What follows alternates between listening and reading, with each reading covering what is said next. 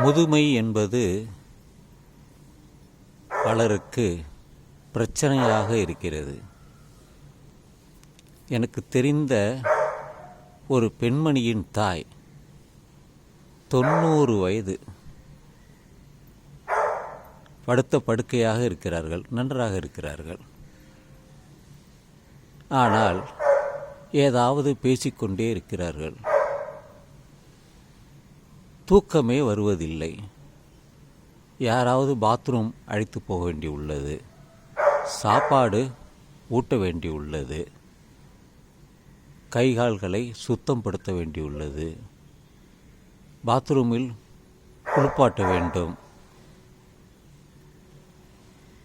அங்கே செய்ய வேண்டிய வேலைகள் எல்லாம் தாய்க்காக மகள் செய்கிறாள். நான் அடிக்கடி சென்று பார்த்து வருவது வழக்கம். அவர்கள் 88 வயதிலிருந்தே அவர்களை பார்த்து வருகிறேன்.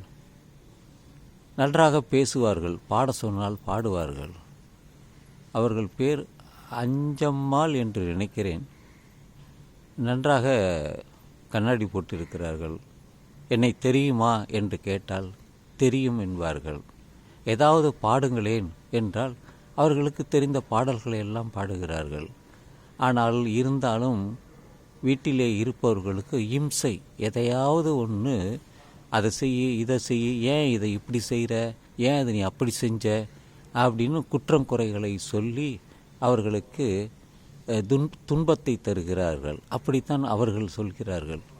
எனவே முதுமை என்பது அதுவும் இது போன்ற நடக்க முடியாமல், பாத்ரூம் போக முடியாமல், கழிக்க முடியாமல், சாப்பிட முடியாமல், தூக்கம் வராமல், இந்த நிலையானது மிக மிக மோசமானது. சிலருக்கு நினைப்பதுண்டு, இவர்கள் இருப்பதை விட இறந்தே போய்விடலாமே என்று. அப்படி சொல்ல முடியுமா? யாராவது முடியாது. அதனால் இதையெல்லாம் சகித்து கொண்டு தான் அந்த மகளுக்கு இப்படி ஒரு நிலைமை ஏற்பட்டுள்ளது. அதை என்னிடமே சொன்னார். இப்படி எல்லாமே எங்கள் அம்மா பண்ணுறாங்க, எனக்கு ரொம்ப கஷ்டமாக இருக்குது, வெளியில் எங்கேயும் போக முடியல, கூடவே இருக்க வேண்டியிருக்கு, எங்கே போனேன்னு கேட்குறாங்க. இதெல்லாம் சொல்லும் பொழுது மிக கேட்பதற்கே கடினமாக இருக்கிறது. இந்த நிலை யாருக்கு வேண்டுமானாலும் வரலாம். ஆனால் சிலர் 100 வயது கடந்து நன்றாகவே இருக்கின்றார்கள். அதுவும் இது பெண் என்பதால் அவங்களுடைய நிலைமை கொஞ்சம் கவலைக்கிடமாகத்தான் இருக்கிறது. எல்லாவற்றையும் கடந்து தான் செல்ல வேண்டும். என்ன பண்ணுவது? சில விஷயங்களை நம்மால் ஜீரணிக்க முடியும், சில நேரங்களில் அது முடிவதில்லை. நாம் அங்கலாய்க்கிறோம்.